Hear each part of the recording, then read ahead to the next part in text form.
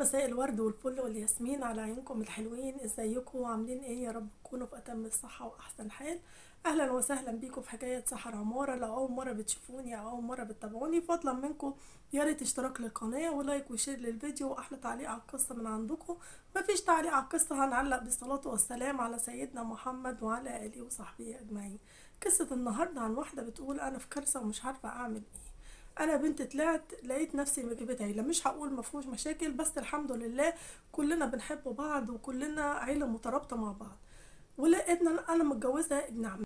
المهم عمي ده بيشتغل مقاول وعنده عماير كتير والله اعلم عنده شقق كتير في عماير كتير احنا ما نعرفش، بس عمي ميسور الحال وكان هو طول عمره، انا بابايا متوفي وانا وانا صغيره وطول عمره هو بابايا التاني وبيعاملنا زي ولاده. حتى اخواتي لما جم يتجوزوا هو اللي جهزهم وجوزهم وقعدوا معانا في نفس البيت ده. احنا العماره دي كبيره قوي وكان عامل حساب ولادي وعيال